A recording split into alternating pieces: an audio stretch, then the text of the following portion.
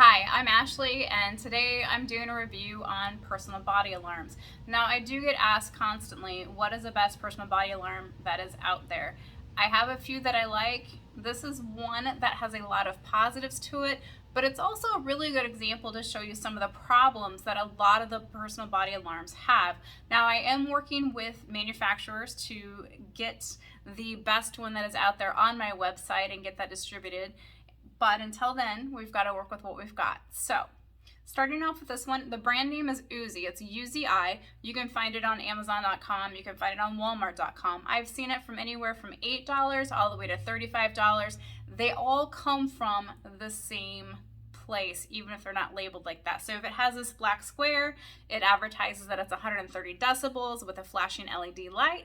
Chances are it's going to come in this box right here. So let's talk about the positives about this personal body alarm. And this is the staple for all body alarms. The staples are that it should be loud. You want it to be at least 125 decibels. This one happens to be 130, so that box gets checked. The other thing that you want is you want a bright LED light. The purpose of that is when sound is traveling, it can bounce off of buildings. In the dark, if this light's going off, it's easily seen. All right. The next thing that is perfect about this particular body alarm is that it's on a pin system that completely detaches from the actual alarm. The reason why that is important is because when I train people on how to use personal body alarms is the pin stays with them. This gets yanked off, separated, and you throw it away from you as far as you possibly can do.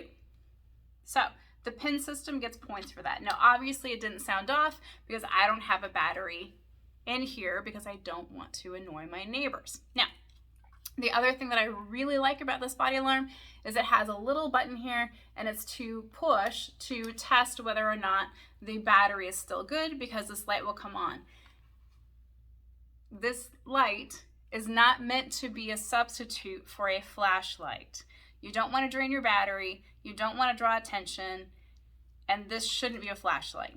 This should be a personal body alarm. So you will see them market that they have the option of the flashlight. But really, this thing is perfect for testing to make sure your battery is still good to go. Now, this particular one takes a 9-volt. It's really pretty clunky. It's not pretty, but it is functional. So let's talk about some of the challenges with this particular alarm. On the back here, you're gonna see that there's a belt clip, okay? The first thing that I do before I even give these to any of my clients is I remove that belt clip and I throw it in the trash. Because if this is attached to you and you need to do exactly as you were trained, which is to throw it away from you as far as possible, you're not gonna be able to do that if it's attached to your belt loop, okay? The other challenge about this is it comes with this handy dandy, really long string, and oh look, the convenience of a keychain. Do not attach your keys to anything. Do not attach them to pepper spray. Do not attach them to your personal body alarm. This is not a keychain. This is something that you can deploy to give yourself a better chance of surviving an attack. Now, I always tell people that the best thing you can do is to avoid situations to begin with. Listen to your gut. If your gut tells you, uh-oh, you better reach for this, then I'm going to challenge you to not follow through with your original intention. Decide if there's a different way. And here's what I mean by that. It's late. You're the last employee to leave the mall because you had inventory and you're the manager and you're tired and you just want to go home. It's pretty reasonable, right? So you're thinking, you know what? I'm going to go ahead and I'm going to grab a hold of my personal body alarm and I'm going to march myself out to my car.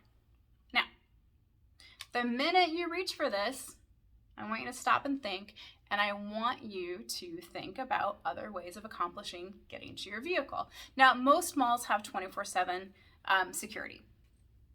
Why not pick up that phone, take that extra moment, pick up that phone, ask if they can meet you at the entrance that you're at, and have them walk with you to your vehicle or have them drive you to your vehicle if they're allowed to do that. So, always try to avoid situations that bring in unnecessary risk into your world and be creative to figure out a way to avoid that. Now, that being said, I'm not saying you shouldn't have these, but when you reach for it, use some extra caution.